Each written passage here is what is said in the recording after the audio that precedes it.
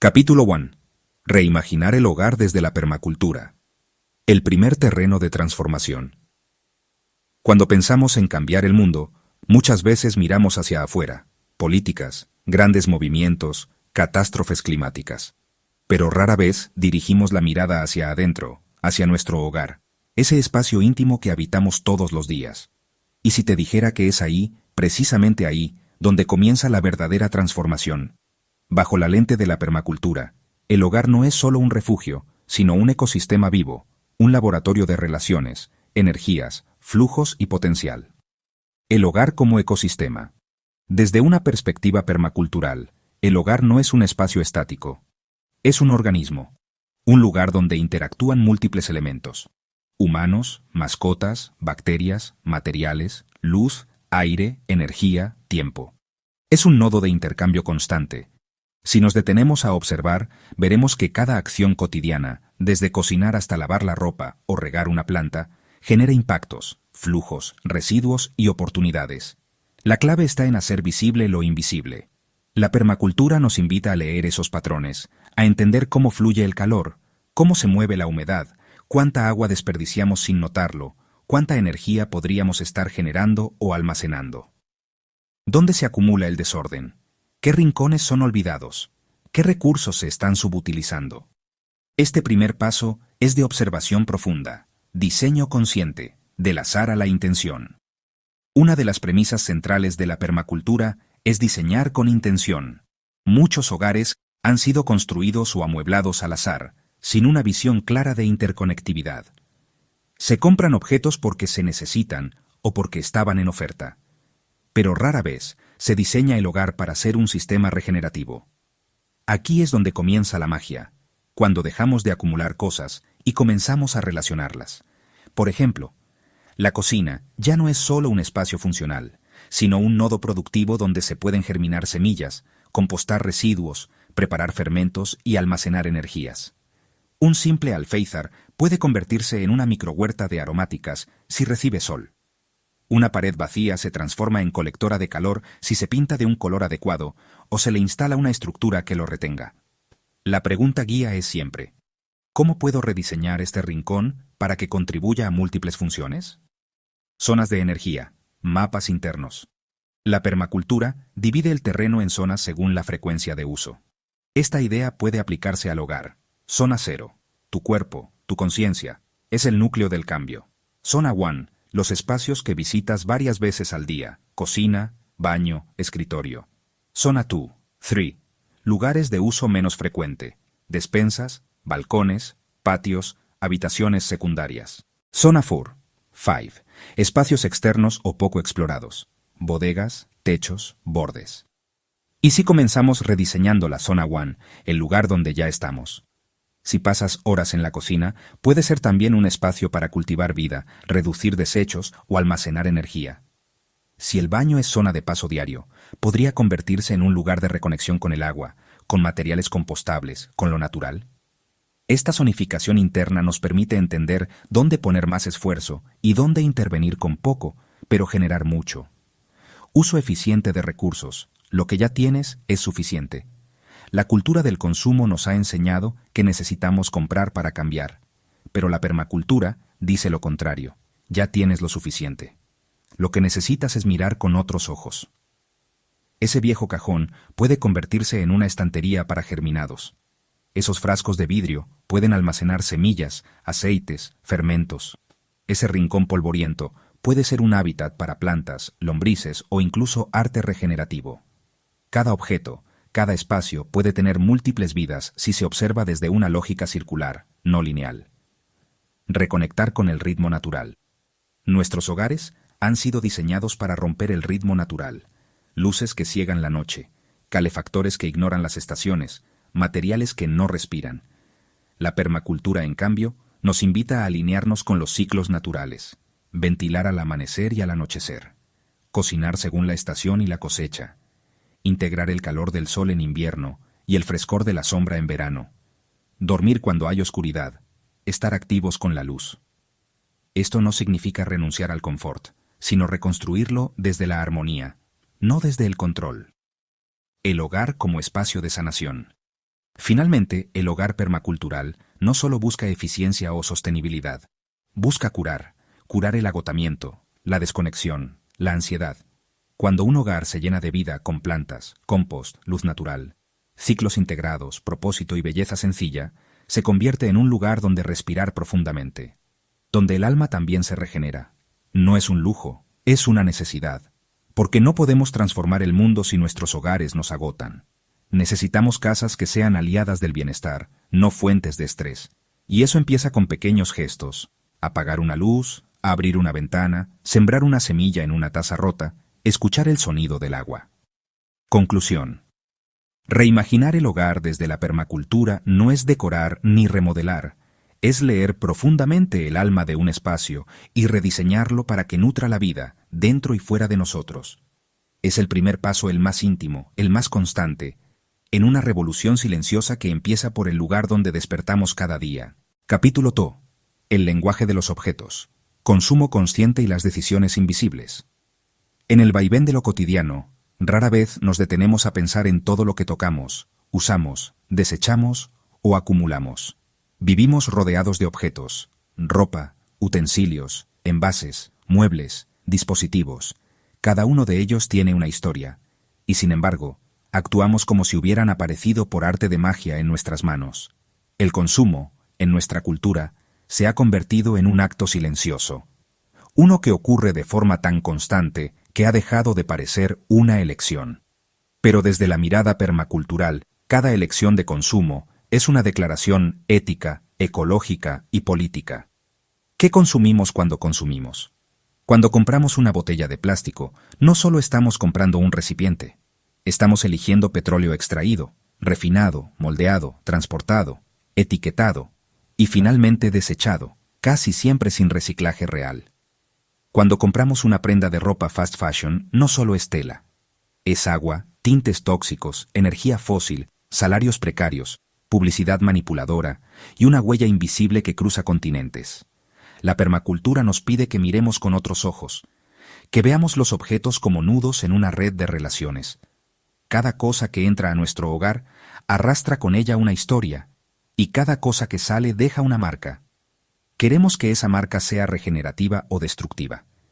El impacto oculto, lo que no se ve en el precio. Uno de los principios de la permacultura es producir sin desperdicio, pero también podríamos decir consumir con conciencia de ciclo completo. Eso implica mirar: ¿de dónde viene? ¿Cómo se produjo? ¿Quién se benefició o sufrió en su elaboración? ¿Cuánto durará? ¿Qué pasará con esto cuando ya no me sirva? La economía tradicional mide solo el costo monetario, pero una economía ecológica incluye el costo energético, social, ecológico y emocional. Algo barato en dinero puede ser carísimo en destrucción: el consumo como herramienta de cambio. Podríamos decir que el acto más político hoy es qué decidimos no comprar. Cada vez que elegimos reparar en lugar de reemplazar, estamos afirmando que el valor está en la durabilidad, no en la novedad. Cada vez que compramos a un productor local y no a una multinacional, estamos sosteniendo a una red de trabajo real, humano. Cada vez que usamos lo que ya tenemos, en lugar de buscar más, estamos interrumpiendo la lógica de escasez fabricada. El consumo consciente no es culpa, es empoderamiento.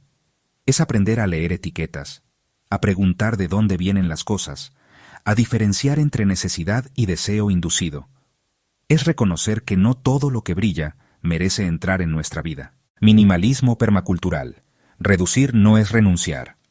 A diferencia de algunas visiones del minimalismo moderno que promueven la estética blanca y vacía, el enfoque permacultural propone un minimalismo regenerativo. No se trata de tener menos por moda, sino de tener lo suficiente para vivir con plenitud y devolver al sistema más de lo que se extrae. Preguntarse: ¿esto cumple más de una función? ¿Esto aporta belleza, salud, utilidad o relación? ¿Esto puede integrarse al ciclo natural o es un punto muerto? Cuando el hogar está lleno de cosas sin propósito, la energía también se estanca. El desorden externo refleja el ruido interno. Por eso, reducir es sanar. Dejar ir objetos es también dejar ir historias, obligaciones, identidades impuestas. Elegir lo vivo. El consumo consciente también nos lleva a elegir materiales vivos. madera, barro, lana, algodón, vidrio, fibras, cerámica, materiales que respiran, que se desgastan con gracia, que pueden volver a la tierra sin envenenarla. Lo industrial, lo plástico, lo brillante y sintético puede parecer práctico, pero rara vez es generoso con el entorno. Volver a lo vivo es volver a lo que coopera con la naturaleza. Un plato de greda hecho a mano tiene calor humano. Un mueble de madera sin pintar guarda memoria. Una manta tejida localmente abraza más que una comprada online. No es nostalgia, es conexión. Las pequeñas elecciones que multiplican. No se trata de cambiar todo de golpe. Se trata de integrar pequeños gestos con gran impacto, usar bolsas de tela y rechazar el plástico. Cocinar en casa y evitar empaques. Comprar a granel con tus propios envases. Reparar en lugar de desechar. Intercambiar con vecinos. Cultivar al menos una parte de tu comida. Crear un sistema de compost. Cada gesto es una semilla. Cada decisión, una onda expansiva. Lo que haces en tu cocina repercute en un río, en una montaña, en la salud de otra comunidad. Aprender a decir no. Quizás uno de los aprendizajes más revolucionarios del consumo consciente es el arte de la negativa amable. No, gracias. No necesito eso. No quiero ser parte de ese sistema. No quiero alimentar esa industria. No me hace falta. Ese no es el que hace espacio para un sí profundo, sí a la vida, sí a la integridad, sí a la sencillez potente. Conclusión. Consumir conscientemente es un acto diario de coherencia. Es traer al presente lo que antes era automático. Es un ejercicio de atención amorosa y crítica al mismo tiempo, porque cada objeto es una historia, y nosotros elegimos si queremos ser parte de una historia de destrucción o de regeneración. Capítulo 3. Tejer comunidad. Cultivar resiliencia. Durante mucho tiempo, el relato dominante nos ha hecho creer que la independencia es sinónimo de éxito, que mientras más podamos hacer solos, mejor, que necesitar al otro es señal de debilidad. Pero basta con observar la naturaleza para desmontar ese mito. En los bosques, en los ríos, en las micorrizas bajo tierra, la vida no se sostiene por competencia, sino por colaboración. La permacultura observa y aprende. Si queremos construir un futuro resiliente, debemos volver a tejer comunidad. La verdadera fortaleza no está en el individuo aislado, sino en los lazos vivos que conectan a las personas, los saberes, los recursos y los territorios. ¿Qué es la resiliencia comunitaria? A diferencia de la autosuficiencia, que busca resolverlo todo desde lo individual, la resiliencia comunitaria es la capacidad de un grupo de personas de adaptarse, sostenerse y florecer frente a los cambios, gracias a la cooperación, la confianza mutua y la diversidad de talentos. No se trata de resistir como una roca, sino de flexionar como el bambú, de adaptarse sin quebrarse, de reorganizarse, de apoyarse, de compartir. En momentos de crisis, ya sea económica, climática, energética o emocional, quienes tienen redes fuertes son quienes responden mejor y sufren menos. No por tener más recursos, sino por tener más interdependencia. Tejer relaciones en lugar de acumular objetos. En lugar de acumular cosas, la propuesta permacultural es acumular relaciones significativas. Conocer a tus vecinos por su nombre. Saber quién sabe coser, reparar, cocinar, cuidar niños, cultivar. Crear espacios de encuentro que no giren en torno al consumo. Revalorizar los saberes tradicionales, las historias orales, los gestos cotidianos. Una comunidad resiliente no necesita que todos hagan de todo. Necesita diversidad de habilidades y voluntad de compartir. Allí donde una persona cultiva, otra puede conservar. Donde una sabe curar, otra puede enseñar. Donde una cocina, otra puede sembrar. La resiliencia florece cuando dejamos de competir y comenzamos a cooperar. Sistemas circulares. Compartir antes que comprar. Imagina una calle donde los vecinos se prestan herramientas en vez de que cada uno compre una. Hay una biblioteca de semillas y libros compartidos. Las sobras de comida se convierten en abono común. Los espacios ociosos se convierten en huertos colectivos. La ropa circula entre familias según las edades. Las crisis se afrontan con ollas comunes, cuidados mutuos, conversaciones profundas. Todo eso no depende del dinero, sino del tejido humano. Cuando el consumo se reduce, la creatividad se expande. Cuando dejamos de ver al otro como un competidor, surge el potencial de colaboración. Esa es la riqueza real. No cuántos objetos tienes, sino cuánta gente podrías llamar en caso de necesidad. Compartir saberes como acto revolucionario. Una comunidad fuerte es una comunidad que no depende de expertos lejanos para todo. En lugar de externalizar cada solución, se fomenta la autonomía compartida. Esto no significa cerrarse al mundo, sino reconectarse con los saberes del entorno. Talleres de huerta urbana entre vecinos, ferias de trueque de conocimientos, una clase de cocina por una clase de carpintería. Encuentros para enseñar a fermentar, compostar, cosechar agua, reparar ropa. Espacios de conversación donde se escuchen las historias de los mayores. Cada saber compartido es una semilla plantada en otra mente. Y cuando se multiplica el conocimiento práctico, se multiplica también la confianza colectiva. El nosotros como unidad de diseño. La permacultura no diseña para individuos aislados, sino para ecosistemas sociales integrados. Una comunidad sana protege a sus miembros más frágiles. No deja a nadie afuera por edad, género, origen o capacidad. Reconoce que la seguridad no se construye con muros, sino con vínculos. Sabe que cuando alguien sufre, todos se resienten. Y sobre todo, una comunidad resiliente no espera que el cambio venga de arriba. Lo construye desde abajo, con las manos en la tierra, con las voces unidas, con la hospitalidad como semilla. La hospitalidad como herramienta de cambio. En un mundo que nos ha enseñado a cerrar puertas, abrirlas se convierte en un acto radical.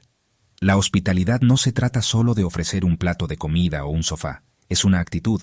Es decir, aquí hay espacio para ti, no estás solo, tu presencia importa. Esa calidez, ese gesto, tiene un poder regenerador enorme. Cuando alguien se siente recibido, se siente parte. Y cuando se siente parte, cuida, aporta, se compromete. Así comienza a crecer una comunidad. Conclusión.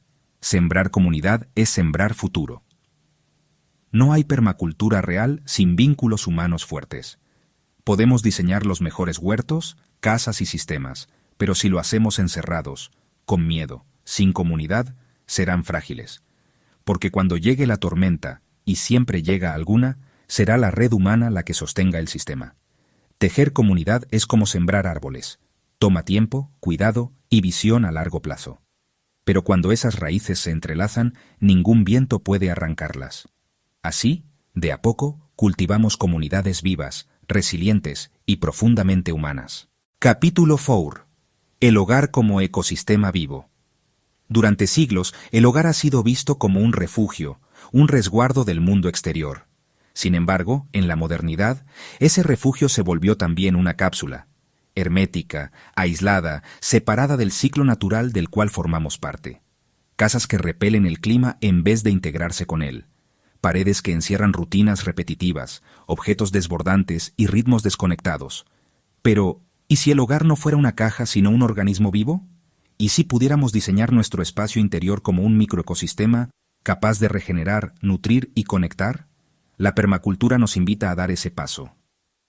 Reimaginar el hogar no como una máquina funcional, sino como un ecosistema consciente. Y eso no requiere grandes inversiones ni reformas costosas, sino cambios pequeños pero intencionados que transforman profundamente nuestra forma de habitar. Interdependencia entre interior y exterior. Todo hogar está inserto en un contexto ecológico. Aunque no lo veamos, el aire que respiramos, la luz que entra, el agua que usamos y los residuos que generamos conectan directamente nuestro espacio con el ecosistema que lo rodea. Reimaginar el hogar desde la permacultura es abrir las ventanas a la luz solar para calentar en invierno y ahorrar energía, atraer y conservar humedad natural con plantas estratégicamente ubicadas, usar agua gris reciclada para regar huertos o macetas, hacer del hogar un nido para la biodiversidad urbana, acogiendo insectos, plantas, hongos, aves. El hogar deja de ser una burbuja y se convierte en una célula más del tejido vivo que lo rodea. Zonificación interior. Diseñar para el bienestar y la eficiencia. La permacultura utiliza el concepto de zonas, desde la zona cero, el núcleo, uno mismo, hasta zonas más externas. Aplicado al hogar, esto permite organizar los espacios según frecuencia de uso, necesidades energéticas, ritmos naturales. Por ejemplo, zona cero, el cuerpo y la mente. Crear un rincón de descanso real, con luz suave, plantas purificadoras, sin pantallas. Zona 1, cocina y baño, donde se genera y transforma materia. Aquí podemos usar compost, colectores de agua, productos biodegradables. Zona 2, 3. Balcones, patios, rincones de cultivo interior, donde se relacionan plantas, insectos, olores, ciclos. Este orden no es rígido, es fluido, adaptado a cada contexto, pero tiene un principio clave. El hogar debe favorecer la salud, el flujo, la conexión con la vida. Materiales vivos, objetos con historia. Reimaginar el hogar desde una mirada regenerativa implica mirar con nuevos ojos lo que ya tenemos. Muebles de madera natural, sin barnices tóxicos. Ropa de lino, algodón o fibras vegetales, colgada en lugar de encerrada. Paredes respirables, pintadas con cal o arcilla. Alfombras tejidas a mano, cestas de mimbre, frascos de vidrio reutilizados. Cada objeto puede convertirse en un aliado del equilibrio natural, si priorizamos. Materiales locales y nobles. Segunda vida para objetos usados.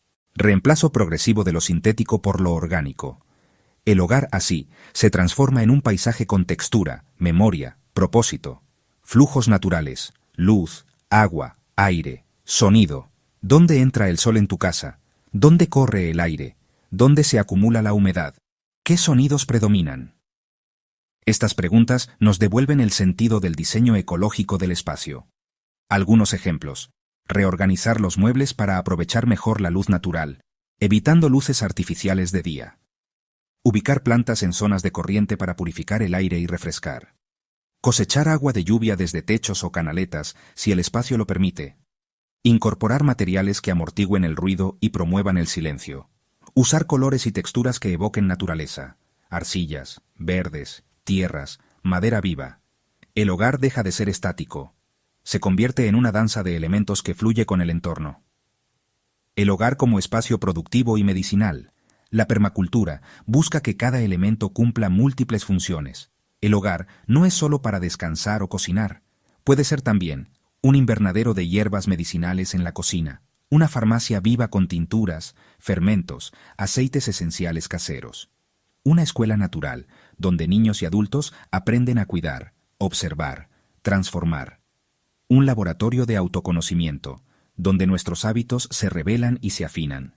Cultivar un rincón comestible en el living. Fermentar alimentos en repisas.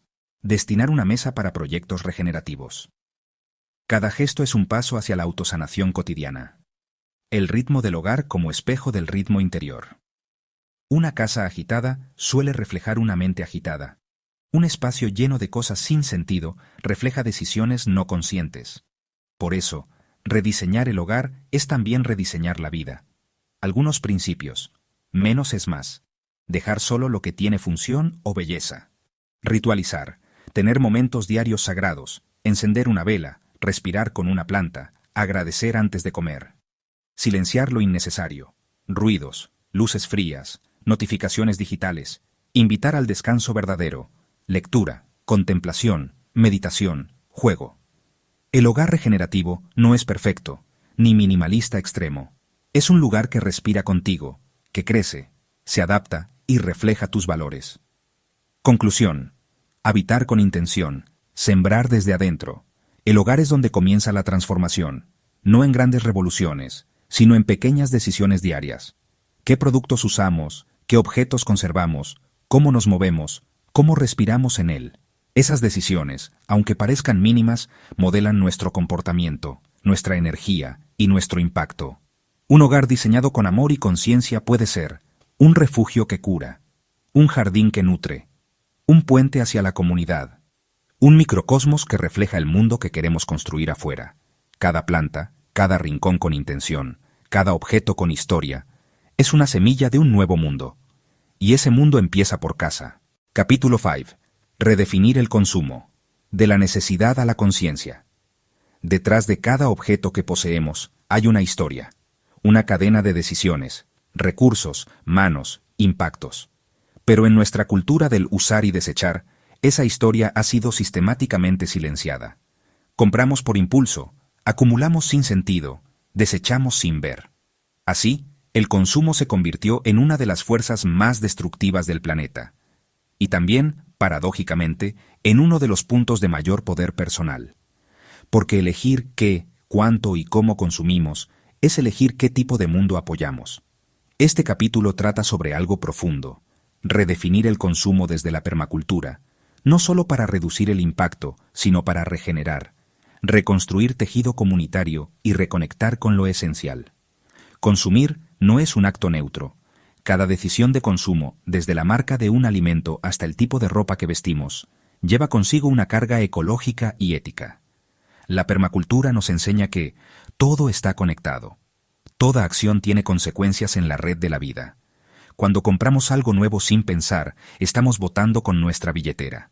Estamos diciendo: apruebo esta forma de producir.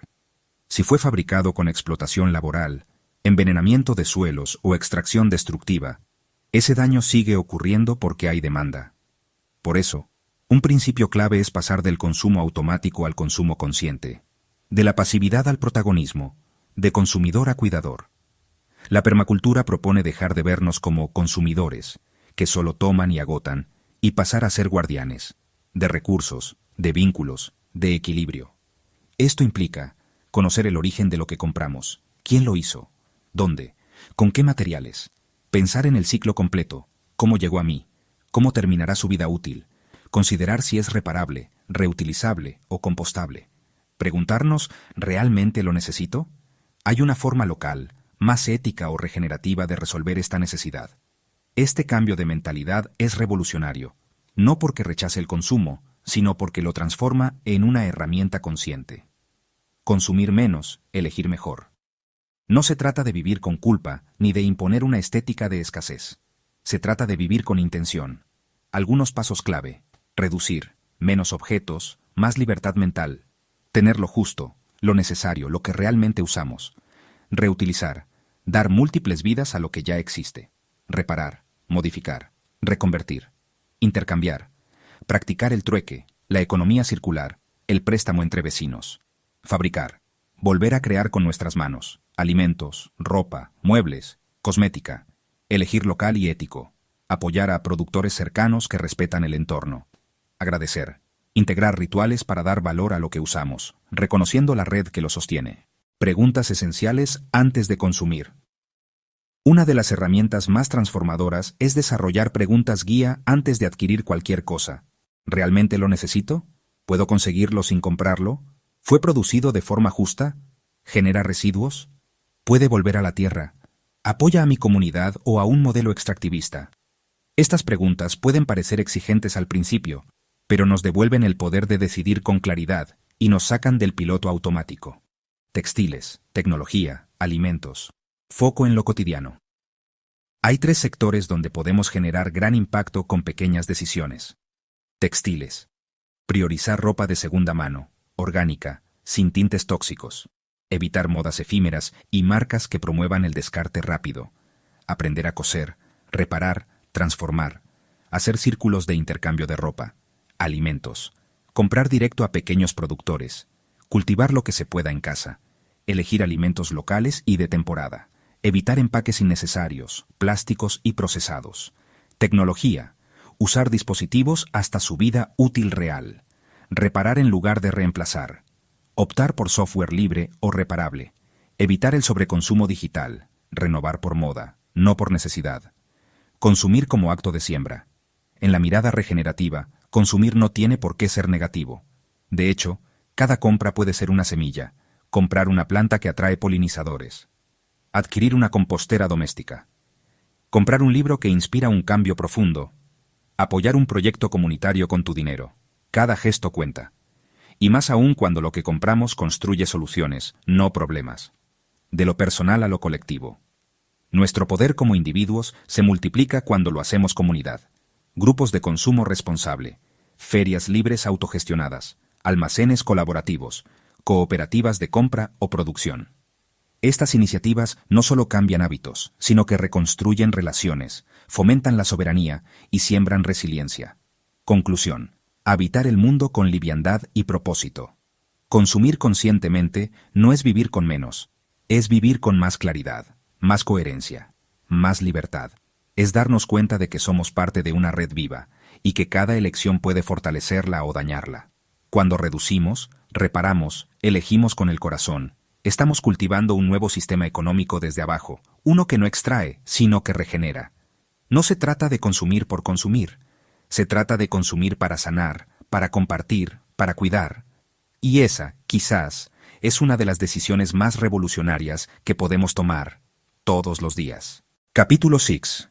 Los rituales cotidianos, como semillas de cambio. En nuestra vida diaria, mucho sucede sin que lo notemos. Abrimos la llave del agua, usamos electricidad, cocinamos, caminamos por la casa, compramos cosas, desechamos otras, sin preguntarnos demasiado por qué o para qué. Pero si lo observamos con atención, la vida cotidiana está llena de momentos repetidos, de gestos que se repiten día tras día. Y es ahí, precisamente ahí, donde puede comenzar la transformación más profunda. Este capítulo está dedicado a los rituales cotidianos.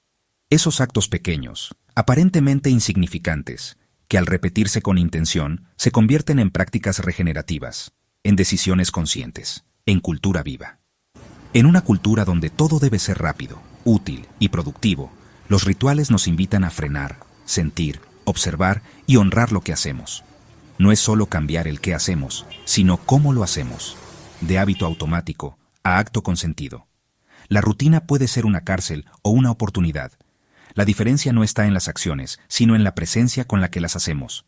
Por ejemplo, encender una vela cada vez que cocinamos con ingredientes del huerto. Agradecer en voz alta antes de cada comida. Cuidar las herramientas con el mismo respeto con el que cuidamos una planta. Limpiar la casa no como un castigo, sino como un gesto de amor hacia el espacio que habitamos. Estos pequeños gestos cotidianos son rituales regenerativos cuando nos reconectan con la vida, con la tierra, con las otras personas. La casa como templo, espacios que invitan a la conciencia. Transformar hábitos también implica transformar espacios. No hace falta gastar dinero, sino mirar con otros ojos. Algunas ideas sencillas, un rincón de gratitud con piedras, hojas, fotografías o elementos que representen conexión. Un cuaderno de cocina donde anotar no solo recetas, sino momentos compartidos en torno a la comida. Crear un altar de estación que muestre lo que la naturaleza ofrece cada ciclo, hojas en otoño, flores en primavera, etc. Usar colores, olores y texturas que nos conecten con la tierra, madera, barro, fibras, aromas naturales. Estos detalles convierten lo funcional en significativo. Cada paso por esos espacios nos recuerda una intención: cuidar, agradecer, regenerar. Rituales para cada momento del día. La integración diaria ocurre cuando los ritmos del día se entrelazan con gestos de conciencia. Aquí algunos ejemplos de rituales cotidianos transformadores. Al despertar. Tomar un vaso de agua y agradecer al agua como fuente de vida. Saludar a las plantas del hogar o del huerto, observando su crecimiento. Encender una vela o incienso como señal de comenzar el día con claridad. Al preparar alimentos. Nombrar de dónde vienen los ingredientes. Este tomate es del jardín, esta miel es de la vecina. Cocinar escuchando música tranquila o en silencio. Comer sin pantallas, con todos los sentidos presentes. Al limpiar, usar limpiadores naturales hechos en casa. Repetir una frase como: al limpiar este espacio, lo revitalizo y me revitalizo. Abrir ventanas, dejar entrar el sol, airear con intención. Al cerrar el día, escribir 3 cosas por las que agradeces ese día.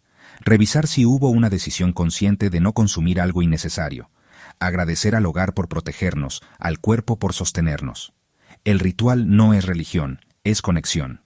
Cuando hablamos de rituales, no nos referimos necesariamente a prácticas religiosas, sino a acciones simbólicas que nos ayudan a recordar lo esencial. Que dependemos de la naturaleza. Que estamos rodeados de otros seres vivos. Que cada elección puede ser una siembra de futuro. El ritual es la forma que toma la conciencia cuando se vuelve visible. Y esa conciencia se puede practicar comiendo, caminando, hablando, sembrando, regando. No en el retiro espiritual, sino en la cotidianidad. Rituales compartidos, tejiendo comunidad desde lo íntimo. Cuando llevamos nuestros rituales al espacio comunitario, sucede algo poderoso. Se fortalecen los vínculos, se cultiva una cultura de respeto mutuo, se vuelve a lo simbólico como elemento vital. Ejemplos: compartir semillas en círculos donde se agradece al origen de cada una. Hacer jornadas de siembra o limpieza del barrio, comenzando con una palabra en ronda. encender fuegos colectivos en cambios de estación, equinoccios, solsticios. Hacer trueques comenzando con agradecimientos y presentaciones. Lo cotidiano compartido se vuelve ceremonia viva. La repetición que transforma un ritual tiene poder porque se repite, porque se vuelve parte del flujo de la vida. Así como el agua, con su constancia, puede moldear una roca, los gestos conscientes y cotidianos moldean nuestra cultura. Cuando repetimos, gracias, antes de comer, ¿lo necesito? Antes de comprar, ¿puedo repararlo? Antes de tirar, estamos escribiendo nuevos caminos neuronales, emocionales y culturales. Caminos de menor impacto y mayor conexión. Conclusión. Sembrar conciencia en lo cotidiano. No necesitamos cambiar todo de golpe. Basta con tomar un hábito automático y transformarlo en ritual. Porque cuando lo cotidiano se llena de presencia, la vida se llena de sentido. Y ese es el verdadero impacto de los pequeños cambios diarios. Tejer un mundo nuevo, uno gesto a la vez. Capítulo 7. Reencantando la ciudad. Naturaleza en lo cotidiano. Cuando se piensa en la naturaleza, muchos imaginan montañas lejanas, bosques profundos o campos abiertos. Pero esa separación, entre lo natural y lo urbano, es una ilusión cultural, una fractura que hemos aprendido, no una verdad absoluta. La ciudad, en su esencia más profunda, no está hecha solo de cemento. Está habitada por seres humanos, animales, plantas, agua y viento. La naturaleza nunca se fue, solo aprendimos a ignorarla. Este capítulo trata de reencantar lo urbano, de volver a ver la naturaleza donde siempre ha estado, y de invitarla de nuevo a cada rincón de nuestra vida diaria.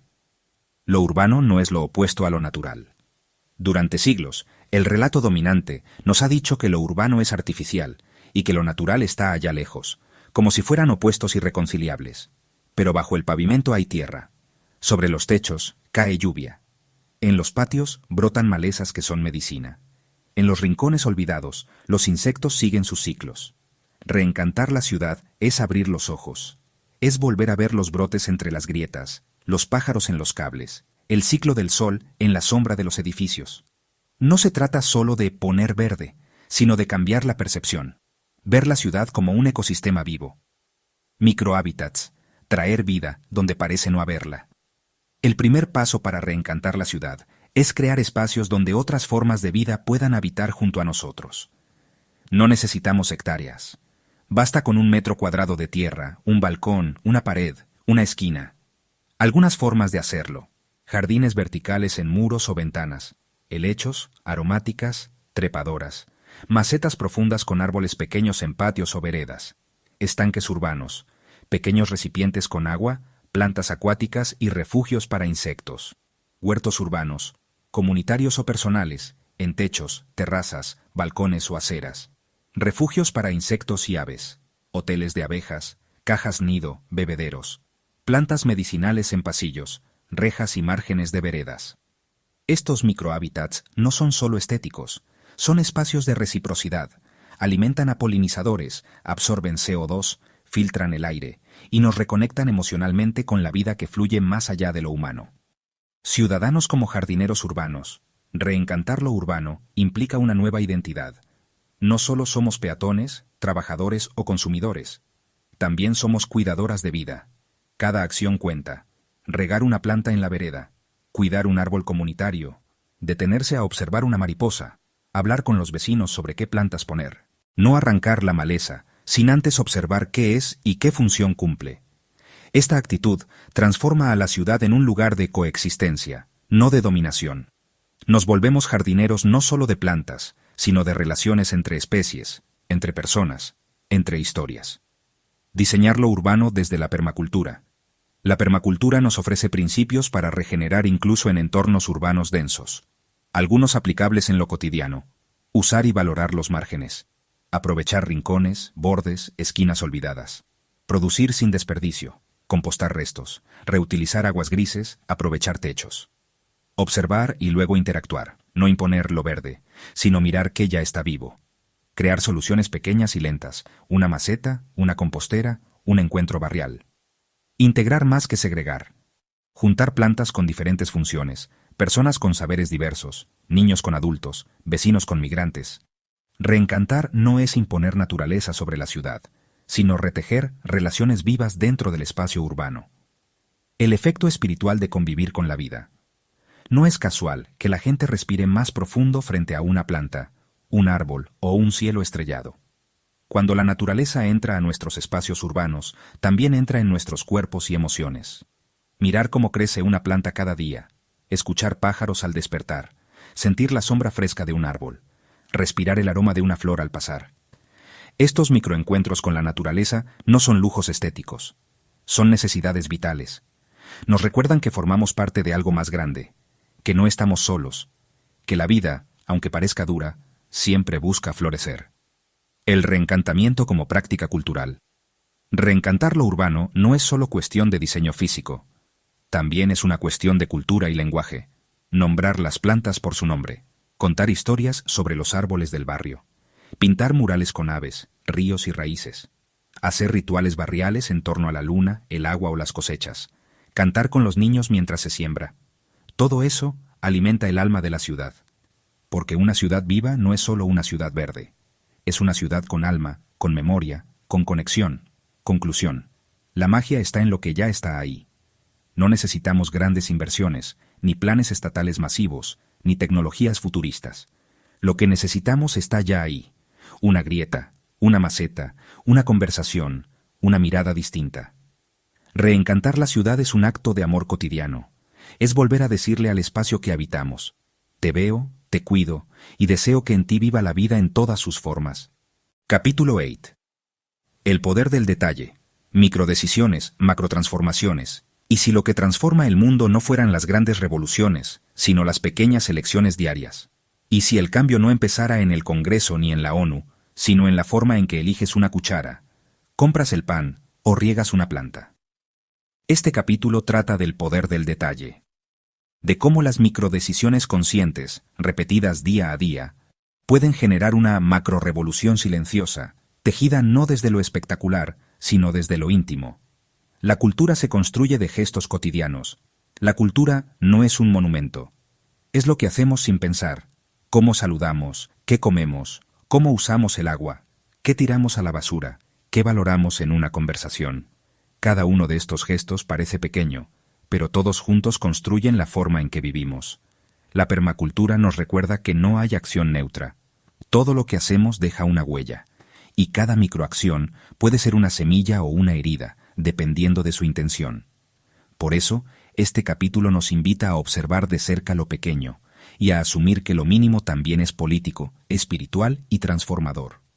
Tomar conciencia de lo automático. La mayoría de nuestras decisiones diarias están en piloto automático. Escogemos la bolsa de plástico, encendemos la luz, abrimos una app, tiramos comida, sin notar que eso también es diseñar el mundo. La invitación aquí no es a vivir en paranoia ni culpa, sino a desarrollar una presencia activa.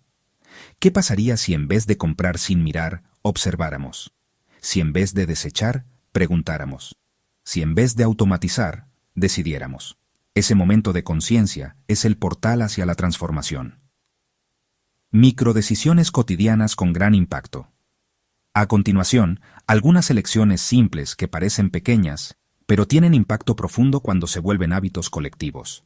Elegir alimentos locales y sin envase en vez de productos importados con envoltorios plásticos. Reparar una prenda en vez de tirarla. Apagar luces al salir de una habitación. Cambiar el detergente químico por vinagre con hierbas del jardín. Llevar tu propia bolsa, vaso o cubiertos. Compostar restos orgánicos en vez de enviarlos al basural. Tomarte un momento para agradecer antes de comer. Caminar o usar bicicleta para distancias cortas. Desenchufarte de pantallas para tener una conversación con alguien cercano. Reusar papeles y frascos antes de reciclar. Cada una de estas acciones, hecha una vez, no transforma el mundo, pero hechas todos los días por miles de personas, son una ola. ¿Por qué lo pequeño no es insignificante? Vivimos en una cultura que idolatra lo grande. Megaproyectos, reformas estructurales, tecnologías masivas. Pero muchas veces, lo pequeño es más resistente, más replicable y más contagioso. Un frasco reutilizado puede inspirar a otros. Una compostera puede evitar kilos de basura al mes. Un jardín en la ventana puede alimentar a abejas y despertar conversaciones. La permacultura honra lo pequeño, porque lo pequeño es lo que se puede sostener con amor. Lo pequeño no depende de subsidios, ni de industrias, ni de permisos. Lo pequeño es soberano, la ética detrás de la microdecisión. Cada microdecisión puede responder a una pregunta ética. ¿Esto daña o nutre la vida? Al decidir cómo lavar tu ropa, cómo calientas tu comida, qué haces con tus desechos, puedes usar esa brújula sencilla. No hay que ser experto, solo hay que estar dispuesto a preguntar antes de actuar. La ética de la permacultura no es una doctrina cerrada. Es una invitación a diseñar cada gesto desde el respeto, la observación y el cuidado. El efecto red. El cambio se multiplica. Una sola persona tomando decisiones conscientes no cambia el planeta. Pero las redes sí. Una madre que enseña a su hijo a cuidar el agua. Un joven que comparte cómo hace compost. Un vecino que siembra flores nativas. Una comunidad que intercambia productos sin envases. Cada gesto individual se conecta como un micelio invisible, creando una red subterránea de cambio cultural. Por eso, tus pequeñas decisiones no solo te transforman a ti, inspirarán a otros, abrirán preguntas, encenderán chispas. La coherencia cotidiana, más importante que la perfección. En este camino no se trata de ser perfectos, sino coherentes. Tal vez a veces tengas que usar plástico, o tirar comida, o comprar algo industrial. Está bien. No se trata de castigo, sino de aprender. Lo importante es que cada día puedas preguntarte, ¿hoy elegí con conciencia? ¿Hoy cuidé, aunque sea un poco, lo vivo? Esa práctica cotidiana, constante y suave, tiene más poder que cualquier discurso radical. Es el arte de ser revolución desde el desayuno hasta la noche, sin perder la ternura. Conclusión. Cada gesto cuenta. Revolucionar el mundo no empieza en los grandes escenarios. Empieza en la cocina, en el baño, en el patio, en la billetera, en el teléfono, en lo que eliges cada vez que puedes elegir. La transformación profunda nace del respeto por el detalle, del amor puesto en lo simple, de la conciencia sembrada en lo mínimo, porque en lo mínimo está todo. Capítulo 9. Semillas de autonomía. Alimentarte como un acto político y espiritual, todos comemos. Varias veces al día. Pero pocas veces nos detenemos a pensar en la dimensión profunda, política y espiritual de ese gesto tan cotidiano. Comer no es solo nutrirse, es votar, diseñar, intervenir, recordar y sanar. En este capítulo abordamos la alimentación no solo desde su contenido nutricional, sino como una herramienta de autonomía, cuidado del territorio y transformación cultural. ¿Qué estás apoyando cuando comes? Cada alimento que elegimos tiene un origen, una semilla, una tierra, unas manos, un transporte, un sistema. Comer un pan industrial no es lo mismo que comer un pan hecho con masa madre local y harina regenerativa. La diferencia no está solo en el sabor, sino en la trama que se activa detrás. Ese alimento respeta la vida o la explota. Viene de una cadena larga, invisibilizada y extractiva, o de una red corta, justa y conocida. Al comer, estás alimentando un sistema. Cada decisión es un voto. Y como todos comemos, todos votamos. Varias veces al día. Ese es uno de los poderes más subestimados del cotidiano. Autonomía alimentaria. Más allá del supermercado. La verdadera soberanía alimentaria no empieza en la política pública, sino en la cocina, el huerto, el intercambio. Cuando cultivas tu propia lechuga, secas tus semillas o intercambias mermeladas con vecinos, estás rompiendo la dependencia de los sistemas centralizados. No se trata de volverse 100% autosuficiente, sino de reconectar con los ritmos vivos del alimento. Sembrar, esperar, cosechar, compartir, conservar. Tener un huerto, aunque sea en una maceta, restaura vínculos, con la tierra, con los ciclos, con tu cuerpo. No es solo una fuente de comida, es una escuela de mundo. Volver a las semillas, memoria, resistencia y ritual. Las semillas no son objetos, son mensajeras de linajes antiguos y guardianas del futuro. Al cultivar tus propias semillas o intercambiarlas, estás participando de una práctica ancestral de resistencia. Cada semilla que germinas cuestiona el monocultivo, el control corporativo, la biotecnología del olvido. Guardar semillas es guardar libertad. Cada semilla es un pacto con la vida, un compromiso de cuidado, escucha y retorno. Por eso, en permacultura, hablamos de semillas libres y huertas soberanas, porque ahí se inicia la verdadera autonomía. La cocina como altar. La cocina no es solo un espacio funcional. Es un altar cotidiano, donde se transforma la materia con fuego, agua, intención y memoria. Volver a cocinar con ingredientes simples, con calma, con manos y no con máquinas, es una forma de meditar. Aliñar con hierbas frescas, preparar caldos, fermentar, moler, remojar, cocer lentamente. Todo eso es resistencia cultural y energética. En un mundo acelerado y desconectado, la cocina lenta es un acto de presencia. Y aún más, es una forma de amor, porque quien cocina con conciencia está alimentando cuerpos, vínculos y futuros. Comer en comunidad, romper el aislamiento. Muchos de los desafíos actuales vienen de la fragmentación. Vivimos juntos, pero no compartimos. Comemos solos, mirando pantallas, sin conversación, sin historia. Recuperar comidas compartidas es clave para sanar. Un almuerzo comunitario, una olla común, una ronda de mates o infusiones. Todas son formas de tejido social. Comer juntos es recordarnos humanos. Y nos permite hablar del alimento, compartir recetas, preguntar de dónde viene lo que comemos y crear nuevos hábitos colectivos. ¿Y si no puedes cultivar? Igual puedes elegir con conciencia. No todas las personas pueden sembrar o cocinar desde cero, y está bien. Pero aún así, puedes participar del cambio, comprando a productores locales en ferias, evitando alimentos ultraprocesados, conectando con cooperativas de consumo responsable, preguntando en los negocios de barrio de dónde viene el alimento, agradeciendo antes de comer, cocinando con ingredientes simples aunque sea una vez a la semana, compartiendo lo que sabes sobre alimentación viva con otros. Cada pequeño gesto cuenta. Lo importante es que te apropies de tu relación con la comida y no la delegues completamente. Comer como un acto espiritual. En muchas culturas indígenas, comer es una ceremonia. Se pide permiso, se agradece, se honra a los seres que dieron su energía, planta, animal, agua, sol, tierra. Recuperar ese vínculo sagrado no requiere rituales complejos. Solo requiere presencia, mirar el plato, recordar su origen, agradecer profundamente, comer con atención. Esa espiritualidad alimentaria no es dogma. Es una forma de habitar el mundo desde la gratitud y la conexión. Porque si comer es un gesto de vida, entonces no hay acto más sagrado que masticar con conciencia. Conclusión. Tu plato, tu poder. Este capítulo es un recordatorio. Tienes poder cada vez que comes. Puedes sembrar o no, cocinar o no, pero siempre puedes elegir. Y esa elección cotidiana puede ser un gesto de cuidado, un acto de justicia, un ritual de gratitud.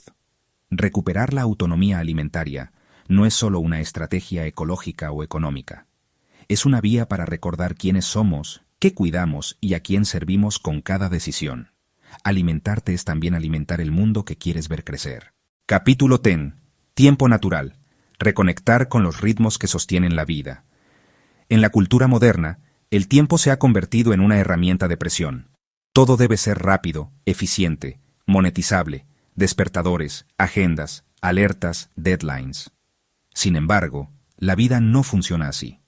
El tomate no crece más rápido porque le grites. La luna no se apura por llegar a llena.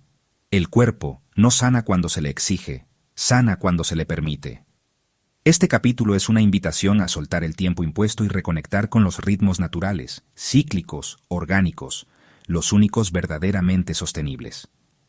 La trampa del tiempo lineal. Vivimos bajo el dominio de un tiempo artificial, lineal, acumulativo, de producción infinita.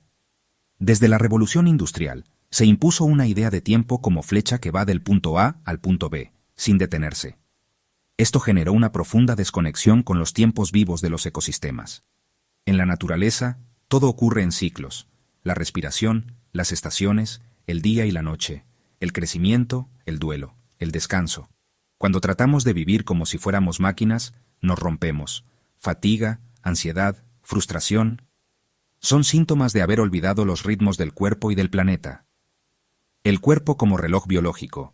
Antes que las agendas, tuvimos cuerpo. Y el cuerpo sabe cuándo descansar, cuándo moverse, cuándo soltar, cuándo esperar. Pero para escuchar al cuerpo, primero hay que bajar el ruido.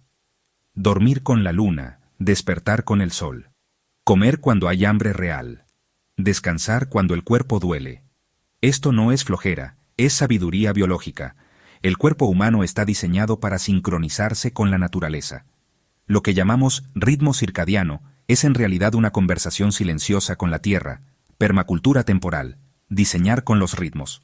En permacultura no solo se diseña el espacio, también se diseña el tiempo. ¿Cómo distribuyes tu energía a lo largo del día? ¿A qué le das prioridad? ¿Cómo puedes habitar un ritmo más regenerativo? Diseñar con el tiempo significa respetar los tiempos de los procesos, fermentación, compostaje, descanso de la tierra. Integrar actividades según las estaciones, siembra, cosecha, poda, pausa. Crear rutinas suaves que incluyan pausas, silencio, movimiento consciente. Establecer rituales diarios y semanales que conecten con lo sagrado del ritmo. El diseño temporal es uno de los actos más revolucionarios del cotidiano. Respetar el ritmo es resistir el desgaste. Estacionalidad. Vivir el año con conciencia. Cada estación tiene su medicina. Primavera. Brotar, planificar, abrir. Verano. Expandirse, disfrutar, cosechar. Otoño. Soltar, ordenar, preparar.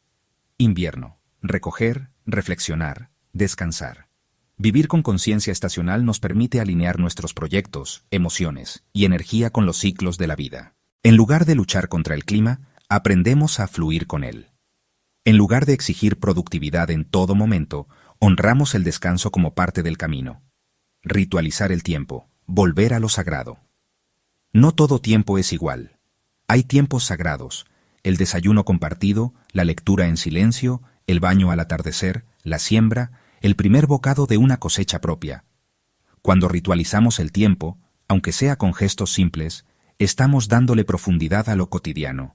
Un pequeño altar con una vela, una caminata silenciosa diaria, un té a la misma hora cada tarde, un día al mes sin pantallas. Todo esto reprograma nuestra relación con el tiempo y nos devuelve el sentido de vivir con intención. La lentitud como forma de sabiduría. La lentitud no es lo opuesto a la productividad, es la base de la sostenibilidad. Cuando cocinas lento, comes mejor. Cuando caminas lento, ves más. Cuando piensas lento, decides mejor. En la cultura de la velocidad, frenar se convierte en rebeldía. Y eso es hermoso, porque cuando tú frenas, invitas al mundo a frenar contigo. El movimiento slow, presente en comida, educación, diseño, crianza, es una forma de decir: merecemos vivir al ritmo del alma, no del reloj. Sincronizar con la luna y los ciclos femeninos. Los ciclos lunares nos ofrecen un mapa para comprender el ritmo emocional y energético. Luna nueva. Introspección. Siembra de intenciones. Luna creciente. Acción, planificación. Luna llena. Visibilidad, culminación, energía plena. Luna menguante. Limpieza, descanso, cierre. Muchas personas también descubren cómo su ciclo menstrual refleja estas fases. Sincronizar proyectos, decisiones o descansos con estas etapas puede ser profundamente alineador. Es volver a una lógica cíclica que no presiona, sino que acompaña y escucha. La agenda interior. Tal vez no puedas salir del sistema, pero sí puedes crear tu propia agenda interior. ¿Qué días te das permiso de no producir? ¿Qué horarios son sagrados para ti? ¿Dónde puedes incluir pausas no negociables? ¿Cómo puedes rediseñar tu semana para honrar tu energía? No necesitas vivir en el campo para vivir en ritmo. Solo necesitas reaprender a habitar el tiempo como un ser vivo. Conclusión: el tiempo como tejido vivo. El tiempo no es una línea recta, es un tejido circular. Una danza de estaciones, una conversación entre cuerpos, climas, luces, emociones. Recuperar el ritmo natural no es solo una necesidad ecológica, es una urgencia emocional, espiritual, política. Cuando volvemos al ritmo del corazón, de la tierra, de la respiración, algo se reordena, y ese reordenamiento, silencioso pero profundo, es donde nacen los verdaderos cambios duraderos. Capítulo 11. El arte de la reutilización. Darle más de una vida a las cosas. Vivimos en un mundo que produce demasiado, consume sin pensar y desecha sin mirar atrás. Pero ¿y si cada objeto que nos rodea fuera una historia en potencia? ¿Y si el basura dejara de existir para convertirse en materia prima para la creatividad, la resiliencia y el cambio? Este capítulo trata sobre un principio simple, pero poderoso. Reutilizar como acto de amor, imaginación y compromiso con la vida. La cultura del descarte, el enemigo silencioso. Durante décadas nos enseñaron que lo práctico era comprar, usar y botar. Un objeto que se rompe, que se mancha, que se gasta, simplemente se reemplaza. Pero cada objeto tiene un coste oculto: agua, energía, trabajo humano, transporte, recursos extraídos. Una botella de plástico no es solo plástico. Es petróleo convertido en forma, energía envasada para ser desechada. Y cuando esa botella va a la basura, el problema no desaparece, solo se desplaza, se entierra, se quema, se amontona. Reutilizar, entonces, no es una moda ni una artesanía decorativa. Es un acto de conciencia radical. Reutilizar, más allá del reciclaje. A menudo confundimos reciclar con reutilizar, pero no son lo mismo. Reciclar implica un proceso industrial, muchas veces costoso y contaminante. Reutilizar, en cambio, es inmediato, casero, creativo, accesible. Reutilizar significa darle una segunda, o tercera, o cuarta, vida a un objeto. Repensar la función de las cosas. Transformar con las manos lo que parecía sin valor. Desacelerar el consumo y prolongar el uso. Cada vez que reutilizas algo, estás frenando la rueda de extracción y desecho. Estás diciendo, esto aún sirve, aún tiene algo que ofrecer. Reutilización práctica en casa.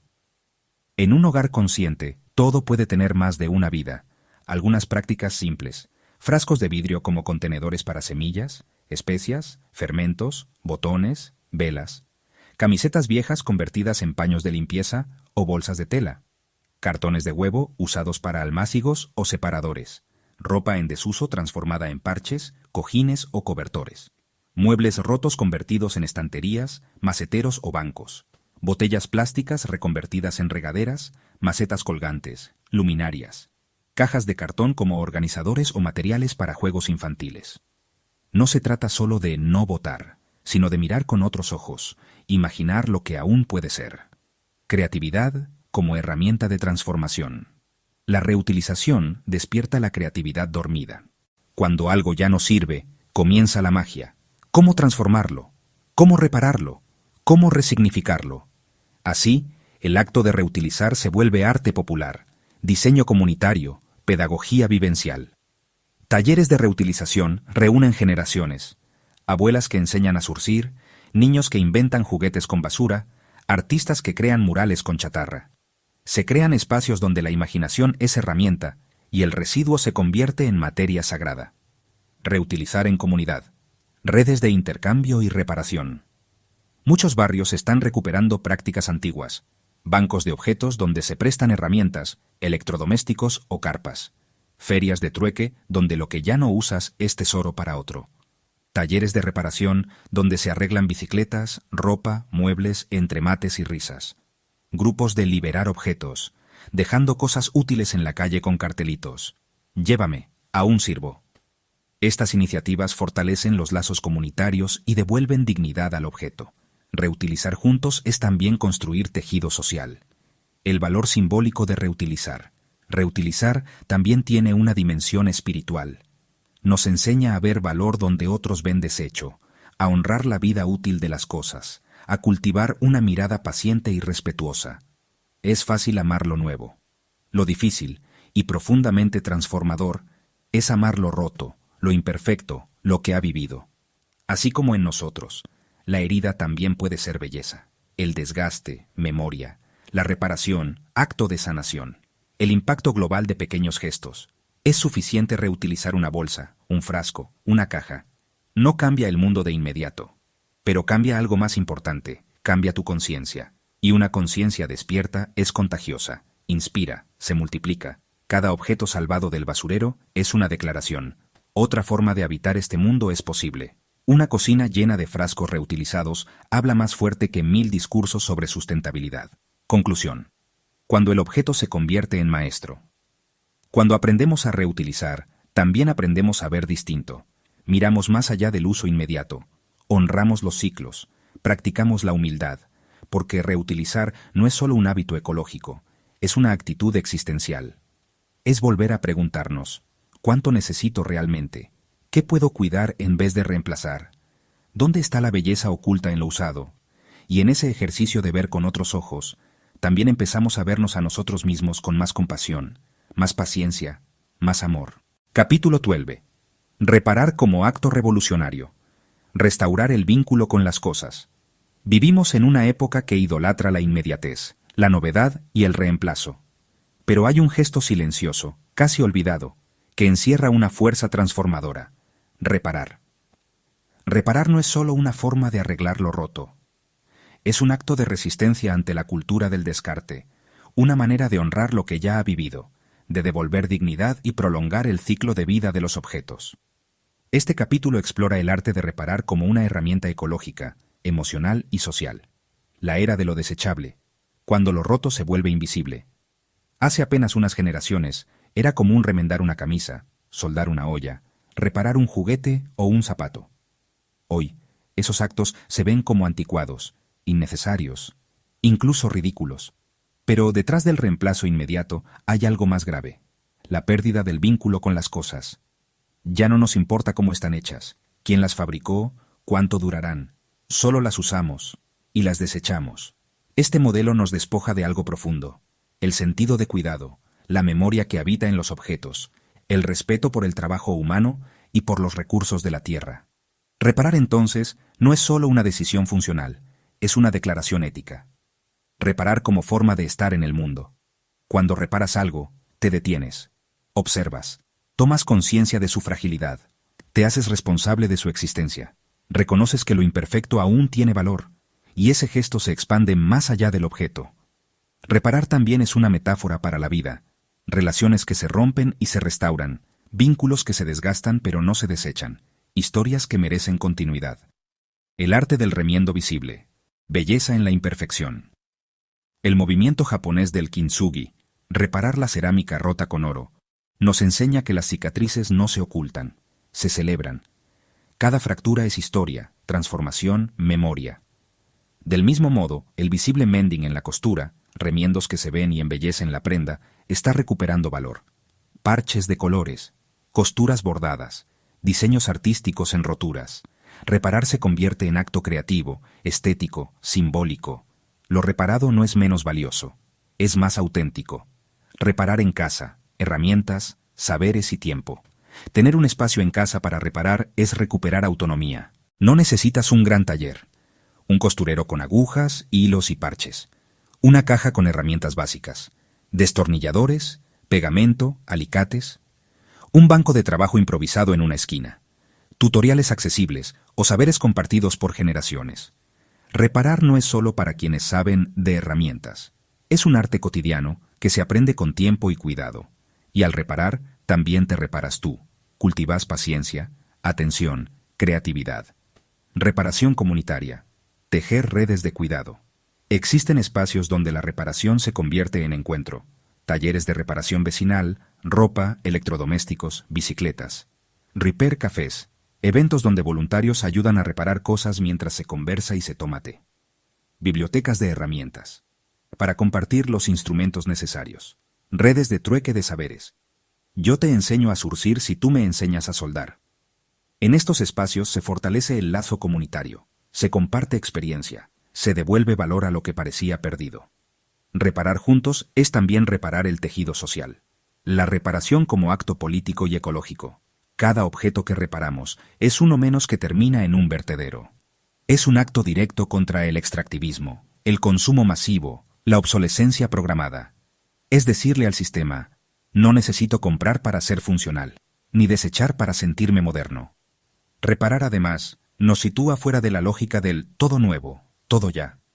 Nos devuelve al tiempo lento, a la gratitud por lo que ya tenemos.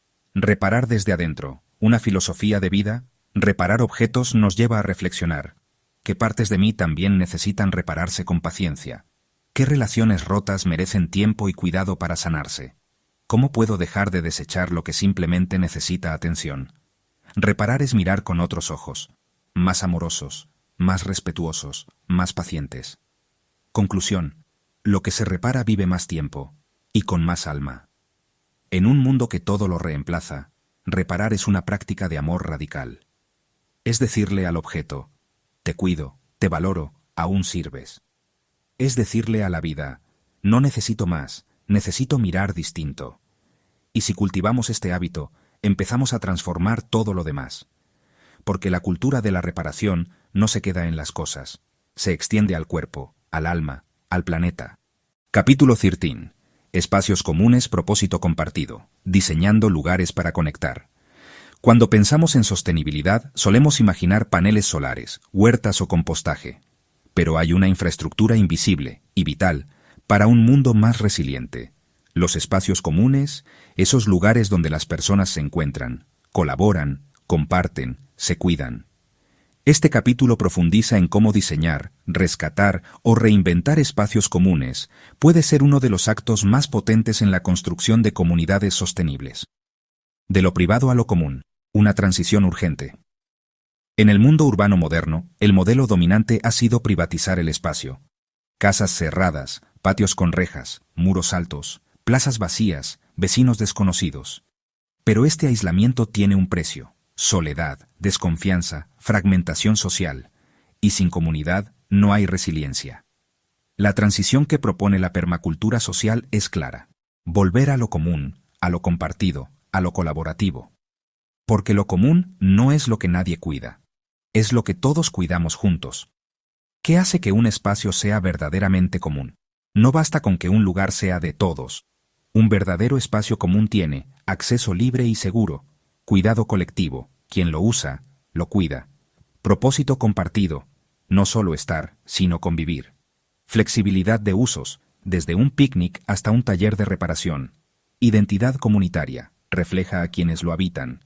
Lo común no se hereda, se construye activamente, día a día. Transformar lo urbano desde el corazón comunitario, reimaginar un barrio no empieza por asfaltar calles ni poner cámaras. Comienza con un banco bajo un árbol donde sentarse a conversar, una esquina vacía convertida en jardín comunitario, un mural colectivo que cuenta la historia de la cuadra, una bodega abandonada transformada en cocina comunitaria, un patio de escuela abierto los fines de semana como parque de juego. Estos espacios no solo embellecen, tejen vínculos humanos, y eso es un cimiento más fuerte que el cemento. Diseñar con intención, el rol de la permacultura. Desde la permacultura urbana se promueve el diseño de espacios comunes como ecosistemas vivos. Cada elemento debe cumplir múltiples funciones, y todo diseño debe partir de la observación del contexto social. Preguntas clave al diseñar. ¿Qué recursos ya existen? Espacios, materiales, saberes. ¿Qué necesidades reales tienen los vecinos? ¿Qué prácticas de cuidado pueden integrarse? Agua, sombra, seguridad. ¿Cómo se mantendrá el lugar a largo plazo sin depender de una sola persona o entidad? El diseño no es solo estético, es ético, ecológico y profundamente humano. Ejemplos transformadores de espacios comunes. Huertas urbanas comunitarias, donde vecinos cultivan juntos y comparten cosecha. Casas vecinales autogestionadas que funcionan como bibliotecas, talleres, centros de encuentro. Bancos de herramientas o de semillas compartidas y cuidadas colectivamente. Parques comestibles con frutales abiertos al paso de todos. Espacios de trueque o reparación que generan economía circular y vínculos. Murales participativos donde cada persona pinta su historia.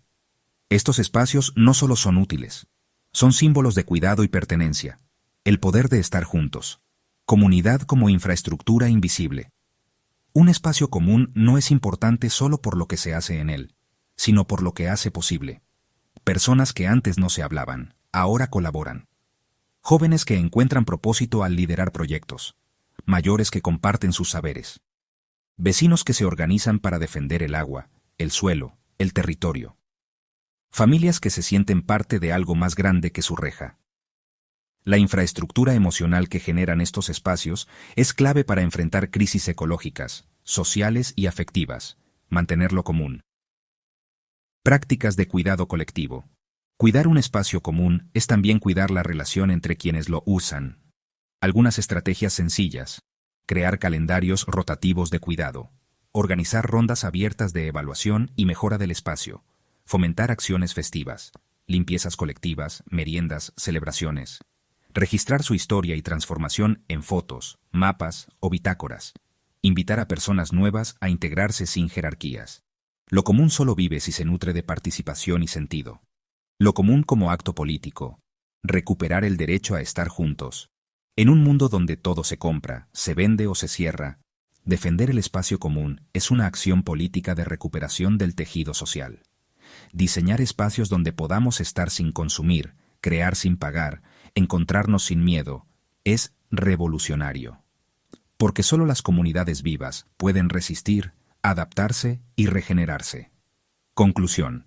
Donde hay espacio común, hay posibilidad de futuro. Cuando se abre un nuevo centro comercial, se expande el consumo.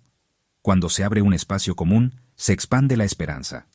Diseñar espacios donde las personas puedan conectar, cuidarse, aprender juntas, intercambiar y soñar, es una de las semillas más fértiles del cambio profundo. En cada barrio, en cada calle, siempre hay un rincón esperando ser resignificado. Y a veces basta una banca y una intención para que todo comience. Capítulo 14. Agua, como bien común. Recuperar la relación con lo vital. Hay recursos que podemos reemplazar. El agua no es uno de ellos. Más que un recurso, el agua es la sangre del planeta, el puente entre todos los seres vivos. Pero, irónicamente, es también uno de los elementos más ignorados, malgastados y privatizados de nuestro tiempo. Este capítulo no es solo una llamada a ahorrar agua, es una invitación a reencantarse con ella, a entender su función en la red de la vida y a recuperar el sentido sagrado y comunitario de aquello que nos permite existir. La desconexión, ¿cómo olvidamos lo que sostiene la vida? En las ciudades, el agua llega al girar una llave y desaparece por una cañería. No vemos su origen, ni su viaje, ni su precio real. Esa comodidad crea una peligrosa ilusión, creer que el agua es infinita. Pero detrás de cada ducha larga, de cada fuga no reparada, de cada césped regado a mediodía, hay glaciares que retroceden, humedales desaparecidos, ríos contaminados, comunidades enteras sin acceso. Olvidamos lo vital, y cuando se olvida lo vital, se pone en riesgo todo lo demás. Ver el agua con otros ojos, ciclo, función, sabiduría. El primer paso para recuperar nuestra relación con el agua es conocerla de verdad. El agua no desaparece. Circula constantemente. Cada gota forma parte de un ciclo más grande que conecta cielo, suelo y seres vivos. El agua fluye donde hay vida, y donde se retiene sin conciencia, la vida se ahoga. Escasez y exceso, sequías e inundaciones son dos caras del mismo mal manejo. En permacultura se dice: captura, almacena y usa el agua lo más cerca posible de donde cae. Pero antes que técnicas, necesitamos cambio de mirada. Ver el agua como alguien, no como algo. Estrategias cotidianas para integrar el agua a nuestra vida. Cuando vemos el agua como un ser vivo, nuestra forma de usarla cambia profundamente. Estas acciones simples, aplicadas día a día, reconfiguran nuestra relación. En casa, recolectar agua lluvia desde techos hacia barriles o tinajas. Usar biofiltros caseros para reutilizar aguas grises. Lavamanos, ducha. Elegir duchas más cortas y conscientes. Usar dispositivos ahorradores en llaves y WC. Detectar y reparar fugas de inmediato. En el jardín o huerto, diseñar para la captación natural de agua, zanjas de infiltración, swales. Aplicar mulch, cobertura orgánica, para conservar humedad. Priorizar plantas nativas o adaptadas al clima local. Regar en horarios de menor evaporación, amanecer o anochecer. Crear microcuencas que detienen la escorrentía. Lo común como protección, agua y comunidad.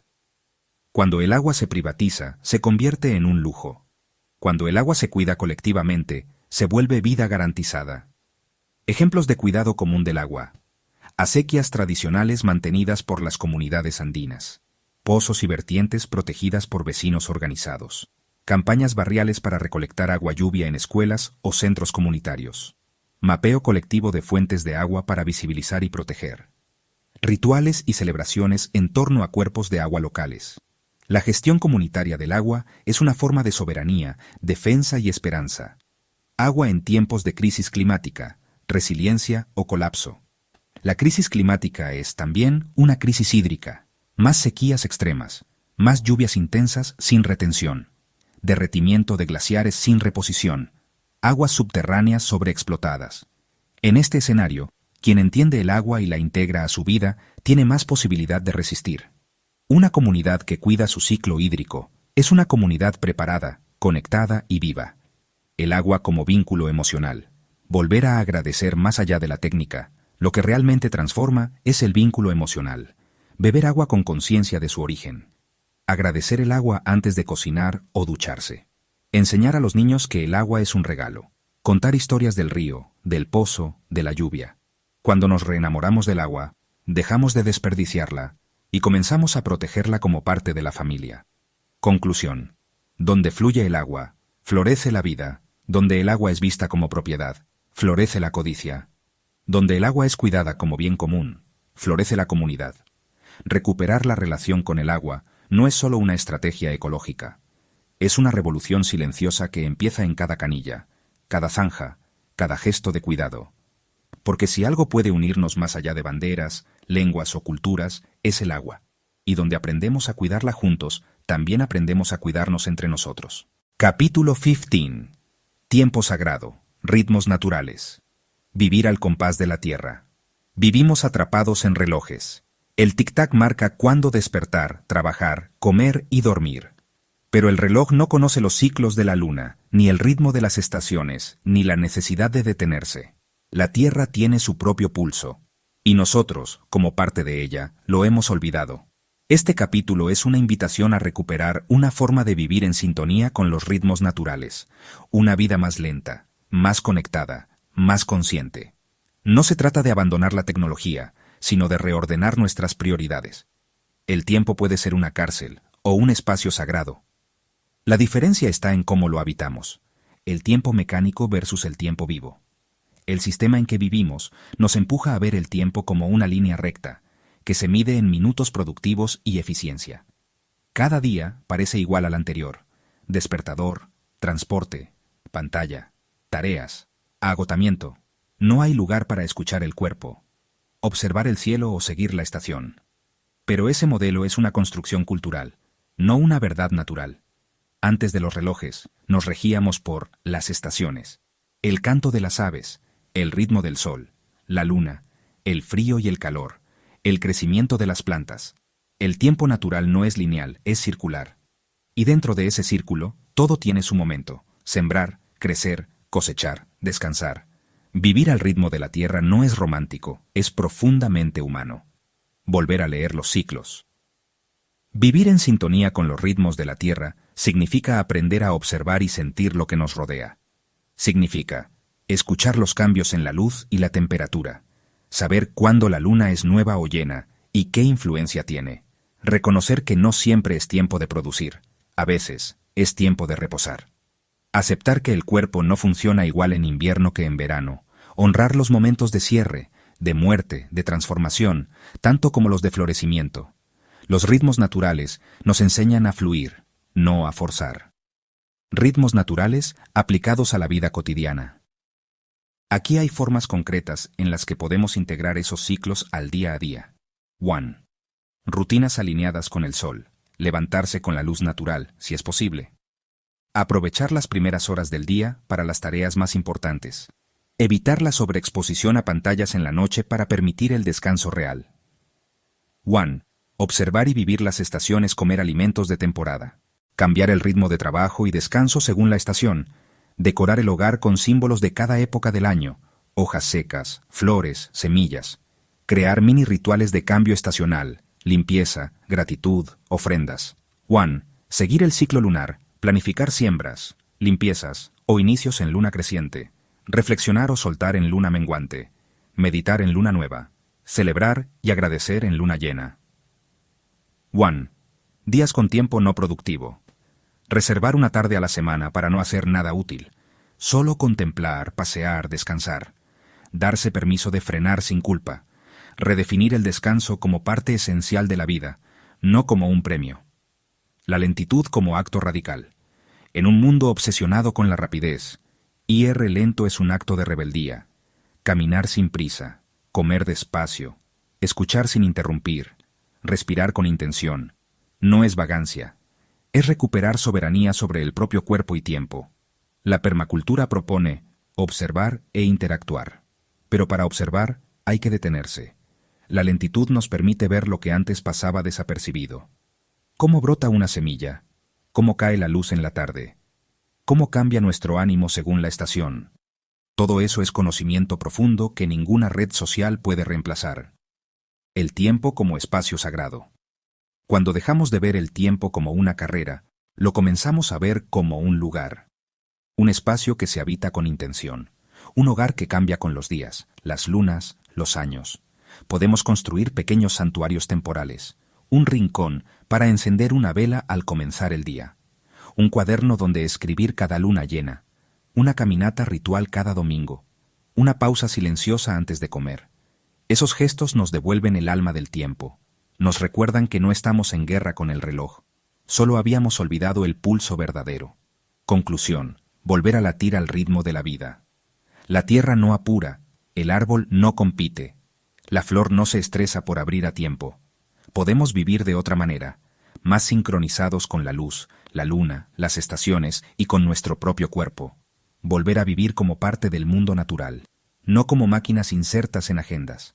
Porque cuando recuperamos el ritmo vivo, también recuperamos lo que nos hace humanos. La capacidad de sentir, de agradecer, de fluir, de descansar, de escuchar la vida. Capítulo 16. Espacios de transición. Puentes. Entre el adentro y el afuera. Hay un umbral invisible entre lo que llamamos hogar y el mundo exterior. Una frontera sutil que, muchas veces, cruzamos sin darnos cuenta. Pero en la permacultura, esos espacios intermedios, ni completamente dentro ni completamente fuera, son zonas clave. Son espacios de transición, y en ellos ocurre la magia del intercambio.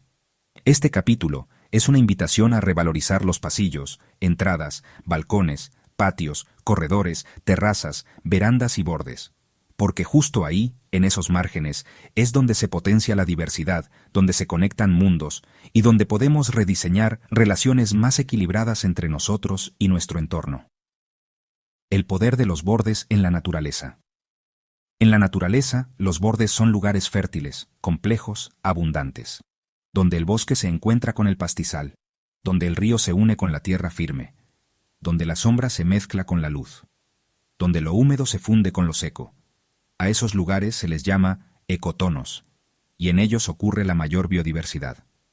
¿Por qué? Porque convergen dos ecosistemas distintos, y en esa convergencia emerge algo nuevo. La permacultura enseña que aumentar los bordes, crear más zonas de transición, incrementa la productividad, la creatividad y la vida. El hogar como ecosistema con fronteras vivas. En el diseño convencional, las casas suelen tener límites duros, paredes, puertas, rejas. Pero si repensamos nuestros hogares como ecosistemas, debemos volver a mirar los márgenes. ¿Cómo es tu entrada? ¿Qué ocurre entre tu interior y la calle? ¿Tienes una terraza, un patio, un balcón o un pasillo sin vida? ¿Qué ocurre en la ventana que conecta tu cocina con el exterior? Estos lugares pueden ser mucho más que espacios de paso. Pueden ser zonas de interacción, intercambio, contemplación, cultivo, aprendizaje, respiro. Rediseñar los espacios de transición. Aquí algunas ideas prácticas para integrar los principios permaculturales en estos espacios intermedios. 1. Balcones y terrazas como microhábitats. Crear mini huertas en macetas con aromáticas, tomates cherry, flores comestibles. Instalar trepadoras para proteger del sol en verano y dejar pasar la luz en invierno. Colocar comederos o bebederos para aves e insectos. Agregar mobiliario simple para sentarse a observar. 1. Entradas como espacios de bienvenida y memoria. Usar la entrada como lugar para compartir mensajes o símbolos. Pizarras con frases, plantas de intercambio. Colocar recipientes para dejar zapatos como ritual de transición entre el afuera y el adentro. Crear pequeñas estaciones de lavado de manos o pies, especialmente si se viene de la tierra o la huerta. 1. Corredores y pasillos como ejes de vida. Integrar plantas colgantes o murales vivos. Usar materiales naturales, madera, piedra, barro, para reconectar con la tierra incluso bajo techo. Añadir iluminación tenue para fomentar la pausa y la contemplación. 1. Ventanas como umbrales de conexión. Crear ventanas vivas con enredaderas, hierbas aromáticas o macetas suspendidas. Diseñar vistas que inviten a mirar la naturaleza en lugar de desconectarse de ella. Transformar una repisa de ventana en altar estacional o rincón de observación del clima. El intercambio fluido entre lo privado y lo colectivo. Espacios de transición también son aquellos donde lo íntimo se encuentra con lo común. Un patio delantero donde los vecinos pueden saludarse. Una puerta semiabierta que invita a acercarse sin invadir. Una banca colocada hacia la vereda para propiciar conversaciones casuales. Una pequeña biblioteca libre al borde de la calle. Estos espacios no son ni completamente públicos ni privados. Son zonas de confianza, hospitalidad y tejido social. Y, en tiempos de aislamiento urbano, son semillas de comunidad. El borde como espacio de conciencia. Más allá de lo físico, el espacio de transición también puede ser mental o emocional. El momento de pasar del trabajo al descanso. La transición entre la ciudad y el hogar. Entre una conversación y el silencio. Diseñar conscientemente esos pequeños umbrales del día a día, aunque duren unos segundos, puede devolvernos presencia y equilibrio. Respirar antes de entrar. Descalzarse como acto de enraizamiento. Encender una vela para cerrar la jornada. Agradecer, aunque sea mentalmente, al salir de casa. Conclusión. Habitar los márgenes como acto creativo, los bordes, los márgenes, los umbrales, no son espacios residuales. Son zonas fértiles de conexión, diversidad y potencial. Cuando los rediseñamos con intención, dejamos de vivir separados del mundo natural. Creamos puentes entre nuestro mundo interior y el de afuera, entre el individuo y la comunidad, entre el cuerpo y la tierra. Y como en todo buen borde, algo nuevo nace, una planta, un ritual, una amistad, una pausa, una semilla. Capítulo 17. Hábitos que sustentan. Rutinas regenerativas para el día a día. En un mundo que empuja hacia la velocidad, la productividad constante y la desconexión del cuerpo y la tierra, recuperar rutinas regenerativas no es un lujo, es una forma de resistencia consciente y amorosa. No se trata de añadir más tareas, sino de transformar lo cotidiano en prácticas que nutran en lugar de agotar. Este capítulo nos invita a revisar los hábitos que guían nuestro día. ¿Nos acercan a la vida que queremos construir? ¿Reflejan los valores que defendemos?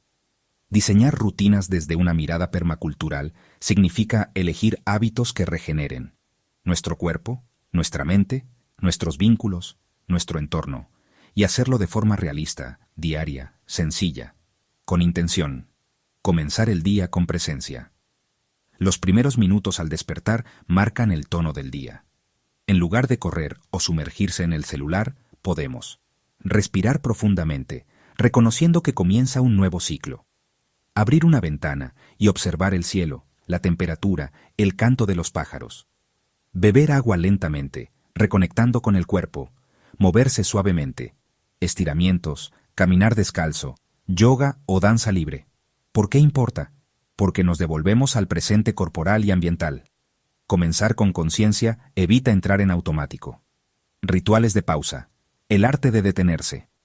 Muchos hábitos regenerativos no se tratan de hacer más, sino de crear pausas con sentido. Momentos breves para recargar energía y volver al eje. Un té de hierbas recolectadas o cultivadas por ti mismo. Un minuto de respiración consciente antes de comer. Salir al sol 10 minutos y sentir el calor en la piel. Escuchar el viento, el canto de los insectos, el movimiento de las hojas. ¿Por qué importa? Porque cultivar pausas nos vuelve permeables a lo vivo y fortalece el sistema nervioso. Hábitos enraizados en el entorno. Nuestra rutina puede estar integrada al ritmo de la tierra y no separada de ella. No es lo mismo regar una planta como tarea que como acto de conexión. Regar al amanecer, observando cómo responde la planta.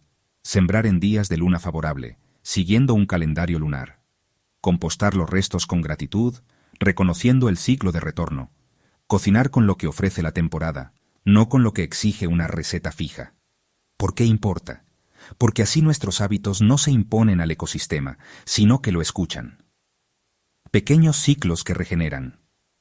En vez de pensar en grandes transformaciones, miremos lo micro. Los hábitos regenerativos más potentes son los constantes y pequeños. Separar unos minutos al final del día para escribir 3 cosas que nutrieron. Compartir comida con un vecino o familiar una vez a la semana. Hacer un mini ritual cada luna nueva o luna llena. Revisar tus residuos cada domingo y hacer un ajuste mínimo. ¿Por qué importa? Porque la regeneración no es solo biológica, también es emocional, comunitaria, energética. Recuperar el cuerpo como brújula.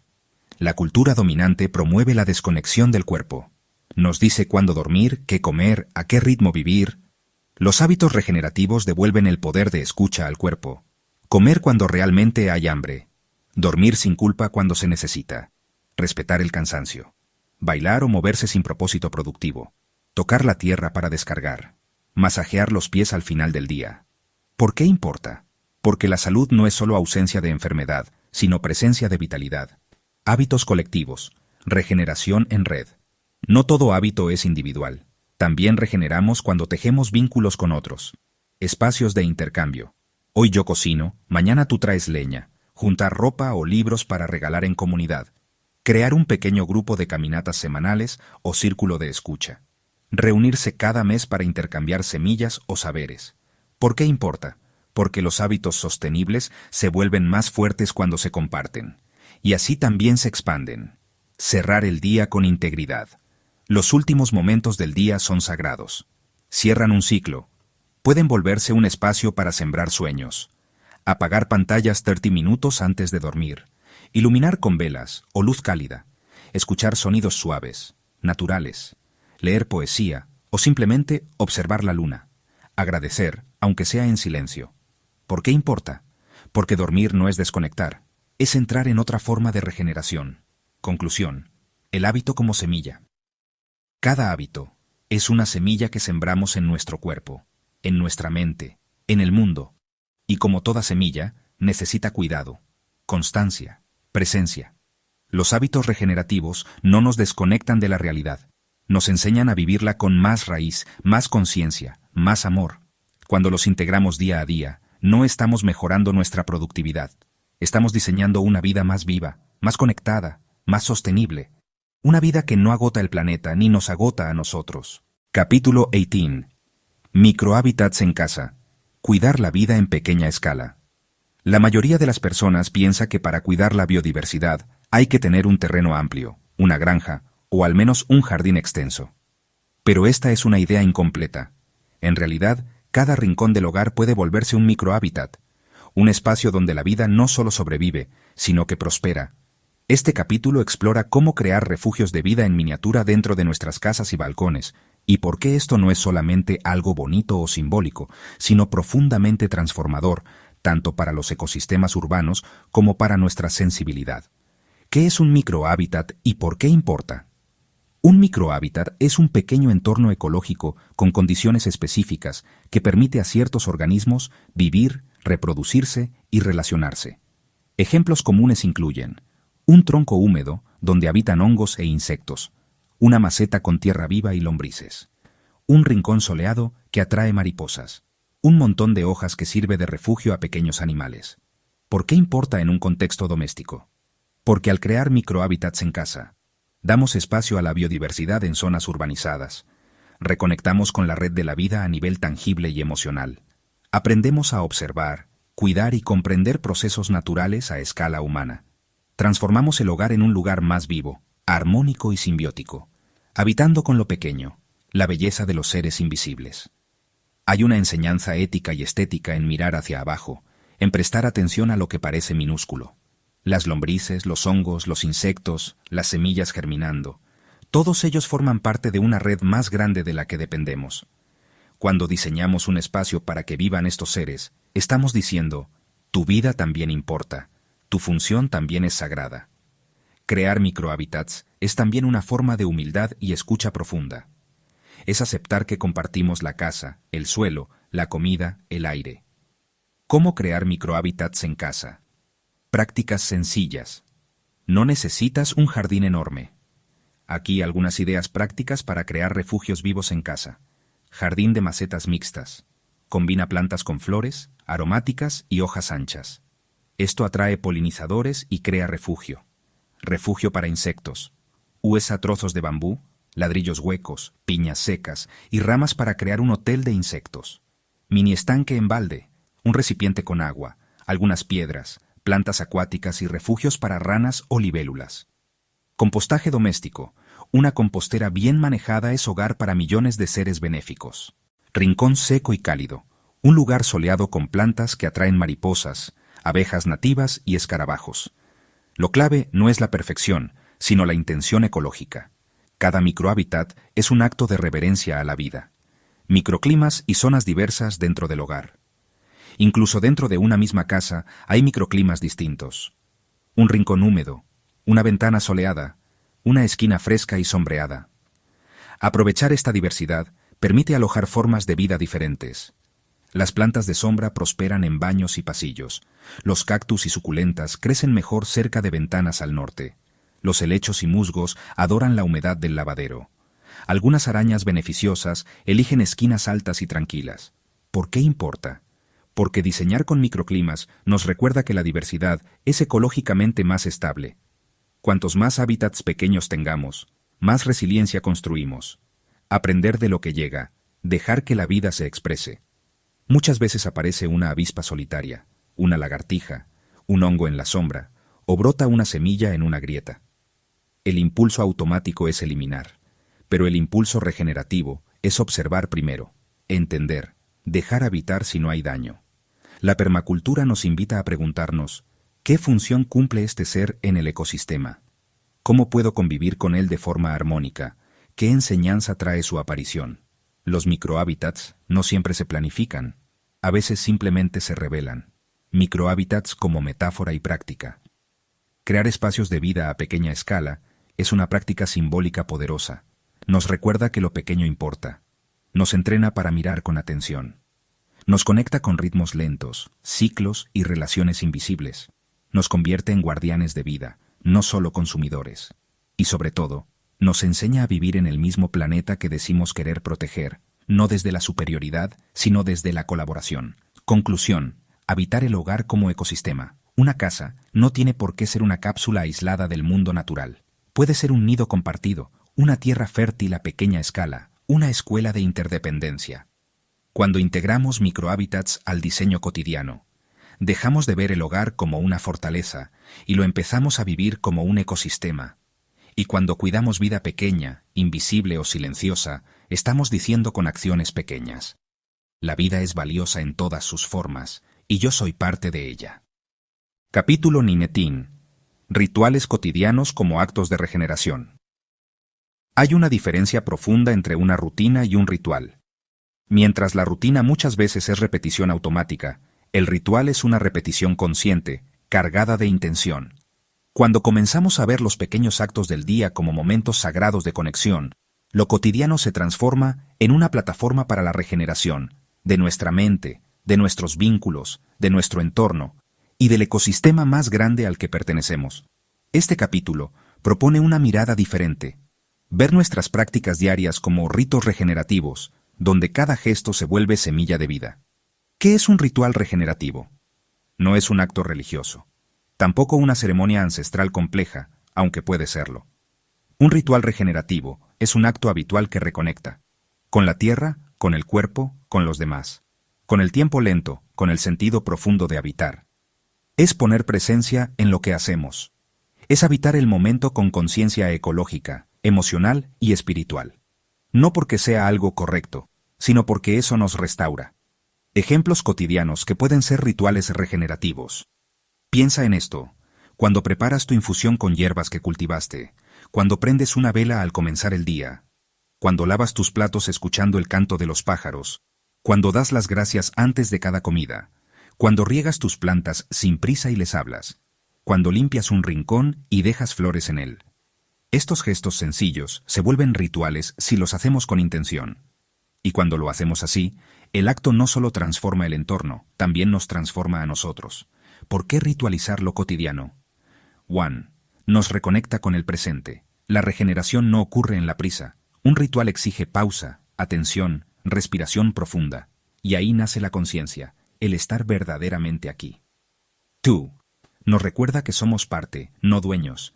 Encender una vela para agradecer la energía del día o plantar una semilla con palabras suaves nos reubica en la red de la vida, no por encima de ella. 3. Abre espacio para lo sagrado sin ser dogmáticos. Lo cotidiano puede volverse sagrado sin necesidad de religión, solo con intención amorosa, conexión y gratitud. 4. Alinea el cuerpo, la mente y el entorno. Un ritual bien integrado regenera en todos los planos: físico, ritmo y bienestar; emocional, autoafirmación, presencia, ecológico, cuidado del entorno, comunitario, gestos que unen.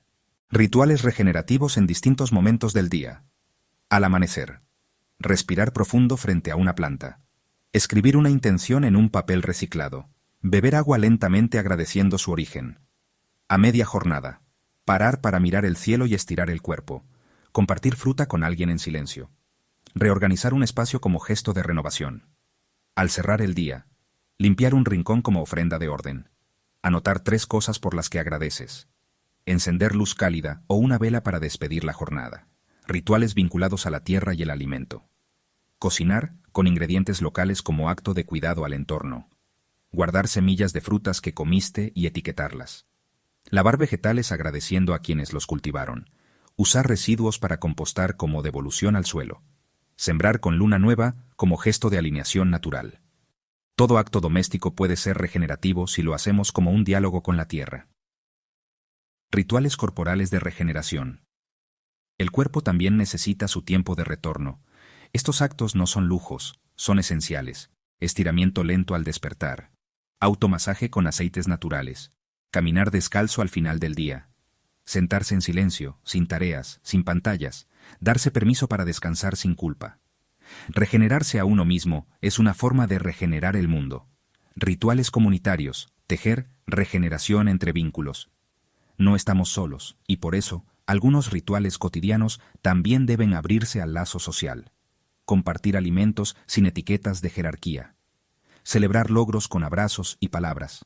Pedir perdón con honestidad como gesto de limpieza. Hacer trueques. Dar sin esperar. Escuchar sin interrumpir como acto profundo de sanación.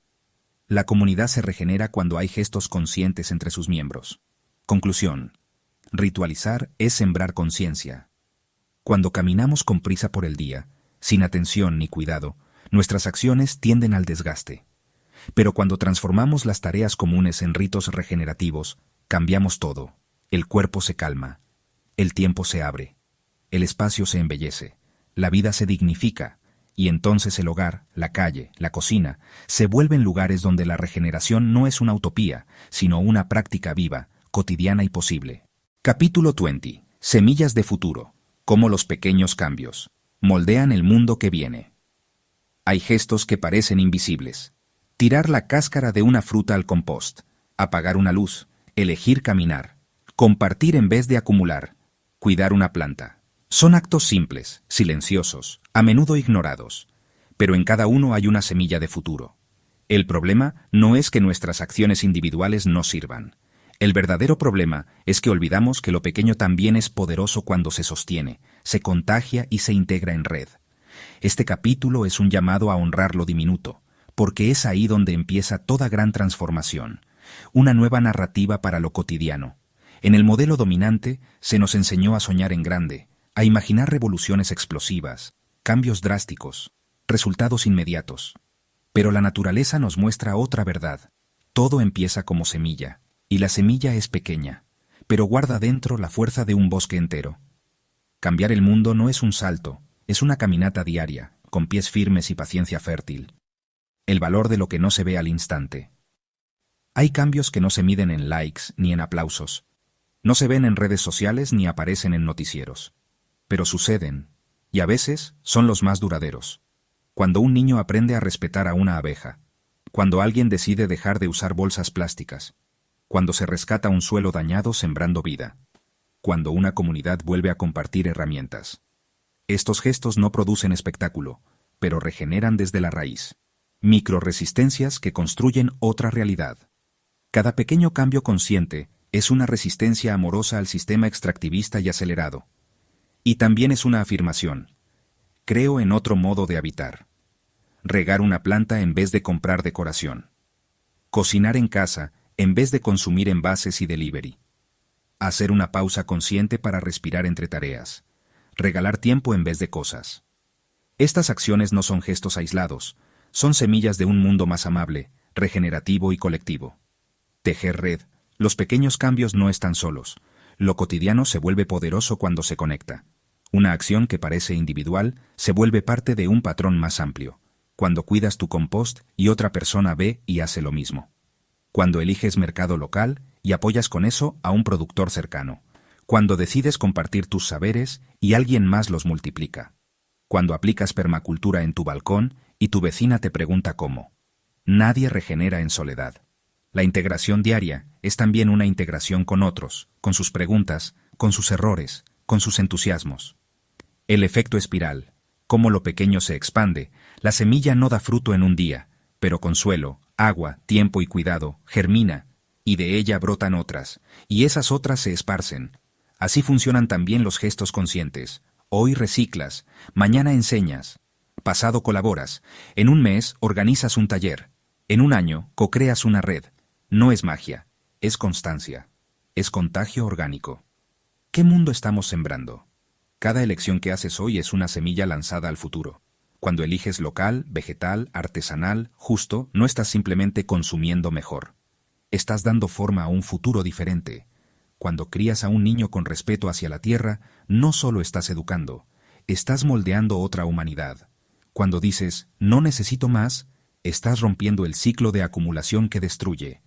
Cada pequeño acto es un hilo que teje otra historia. Conclusión. Habitar la esperanza activa. La regeneración diaria no es un dogma. No se trata de hacerlo todo perfecto, ni de cargar con el mundo en los hombros. Se trata de lo contrario, soltar el peso de la perfección y asumir la belleza de lo imperfecto pero constante. Se trata de recordar que sembramos esperanza no con discursos, sino con compost, con abrazos, con tiempo lento, con ceder el lugar, con reparar en vez de desechar, con mirar el cielo cada mañana y agradecer. Lo pequeño, lo mínimo, lo cotidiano, es el suelo fértil donde el futuro toma forma, y tú estás sembrando.